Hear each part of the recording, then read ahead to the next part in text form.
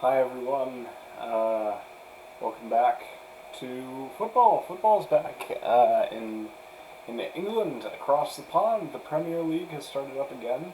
We already saw that the Bundesliga started up again, and Bayern Munich won Bundesliga to nobody's surprise at all. But we just started up games for the Premier League a few days ago. Yesterday and the day before. Today is Wednesday, is the day I'm recording before any of the games start or fixtures starting on Wednesday, the 24th of June. Let me tell you guys, as a Liverpool fan, a little bit disappointed that we couldn't score a goal against Everton, but it's just interesting to watch all these fixtures.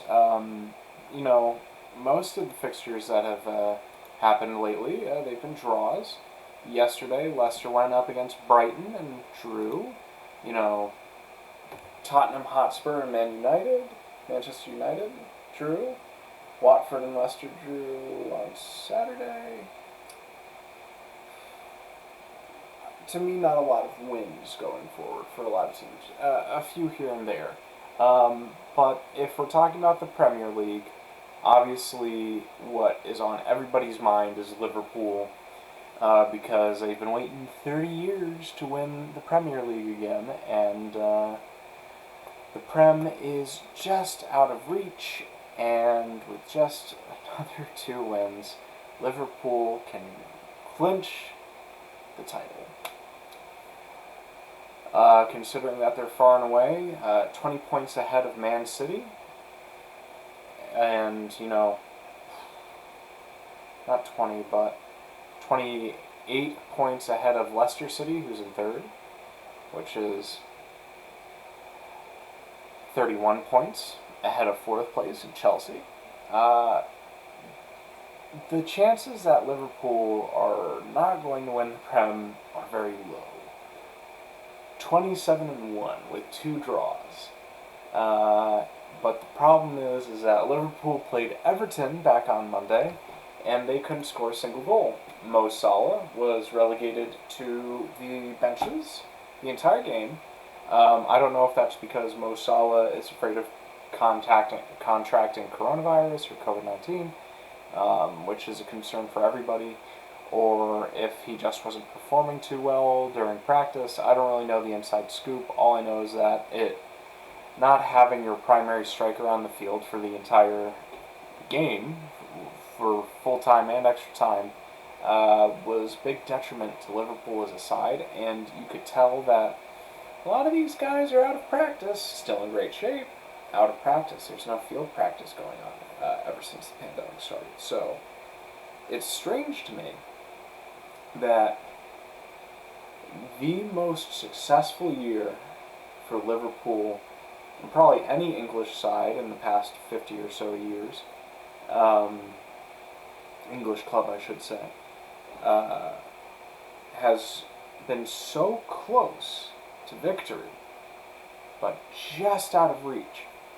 Picking up a point off of Everton, means that they're not out of the running yet, but since their next game at 3:15 Eastern Standard Time is going to be against Crystal Palace, and we all know what Crystal Palace has in store for Liverpool, considering that they actually won their previous game, it's cause for concern.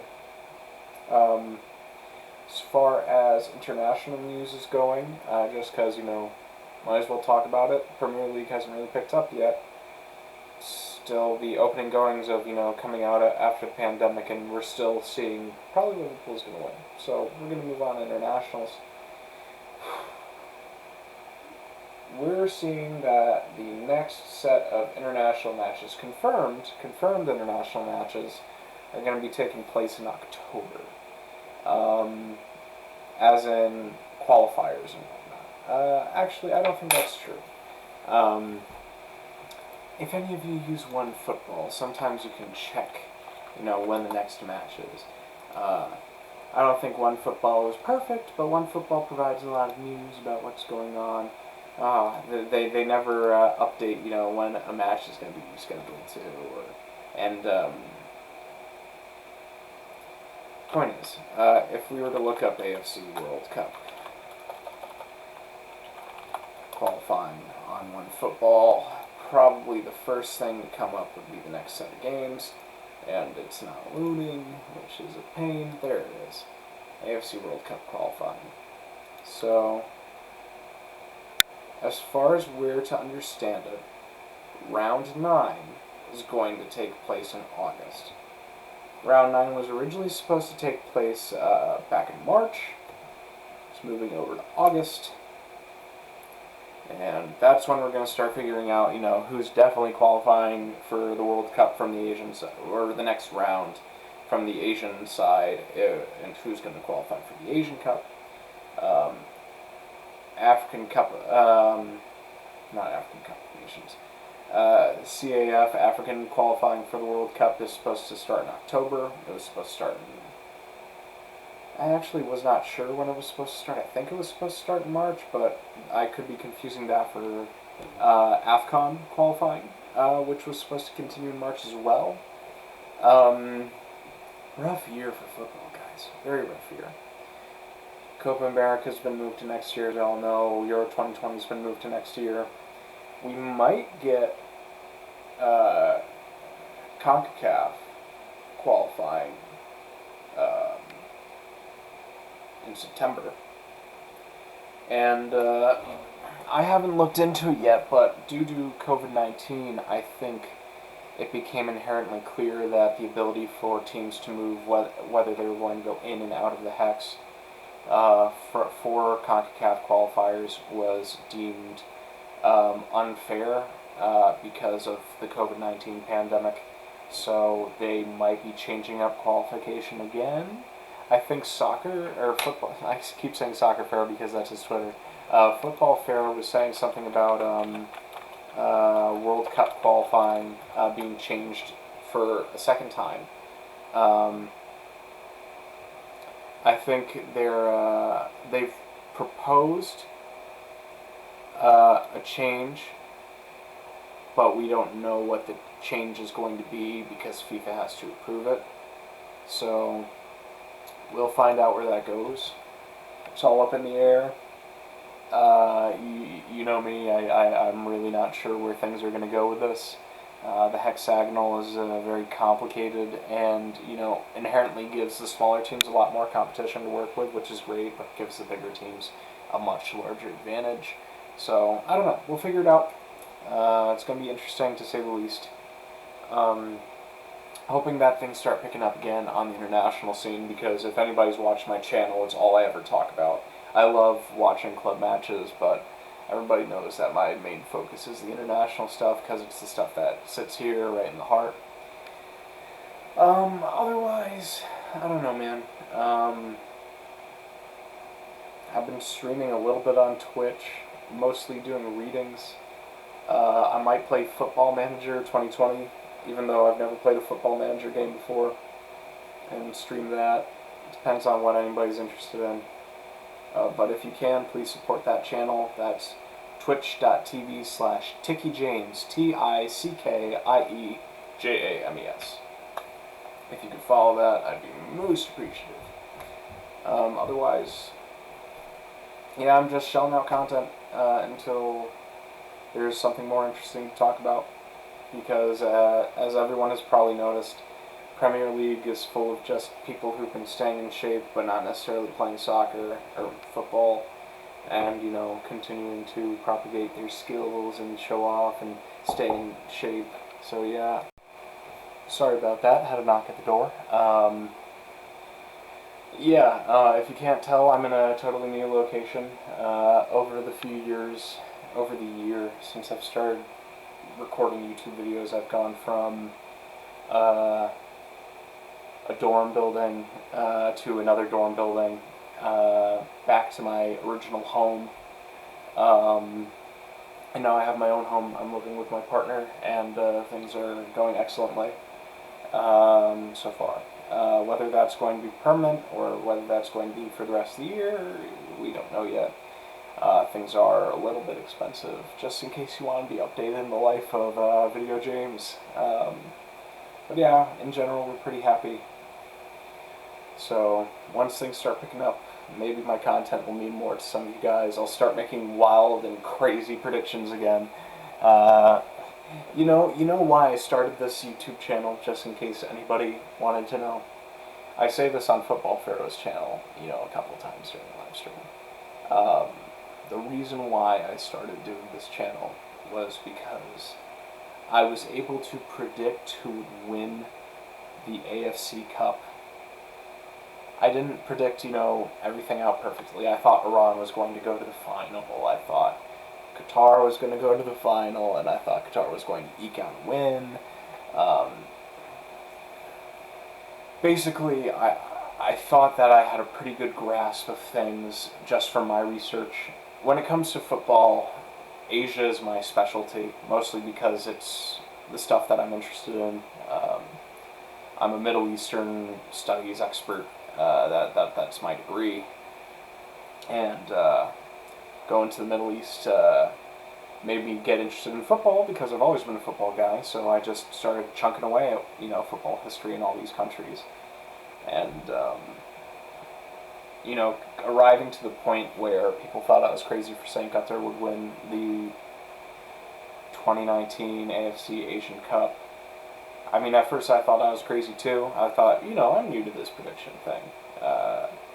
Maybe it's not a big deal. But then they won. And from there, my predictions haven't been so great. I may have overhyped the Qatari national team during the Copa America, or I mayhaps have had predictions like Madagascar going to they went to the quarterfinals, though.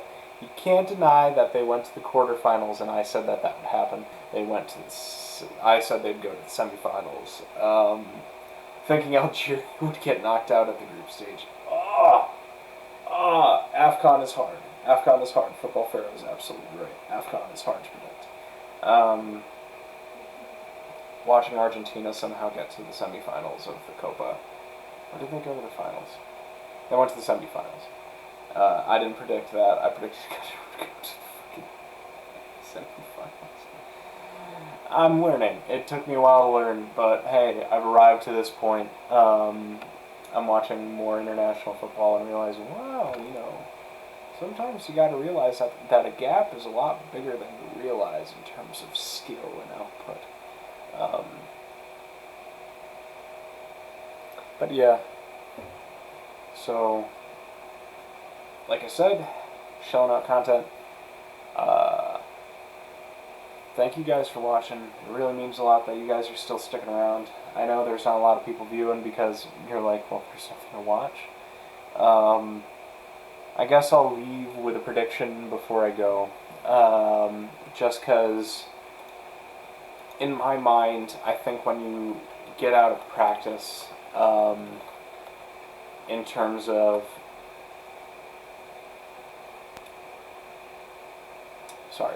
in terms of when you're out of practice for as a team and you're still in the qualification stage, you might be inherently more affected than another team might be. So I want to talk about the playoffs for Euro 2020 because that's obviously a big deal because it determines the last 4 qualified teams to the Euro 2020 Cup. I think you can make a case that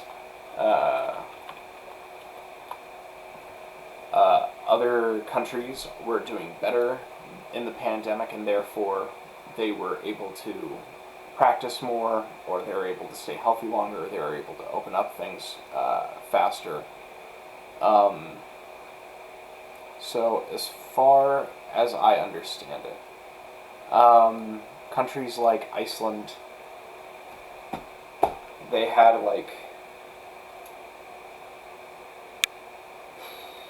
1,800 cases, and of those 1,800 cases, 10 people died, but only 8 people are left who are still sick. So they're basically mostly recovered at this point. So they've probably been able to practice more. Compare that to a country like Bulgaria, Hungary, or Romania, which have been blasted already. I don't know. It's tough. So I can't really predict Path B. I still think the Republic of Ireland is going to go all the way. Um, but Path A, I'm confident in saying that when originally I was more so thinking Hungary or Romania, now I'm thinking Iceland is probably going to come through. When it comes to Path C, I have no confidence in Scotland. Sorry, guys. I wish I had confidence in Israel, but I think it's going to be Norway.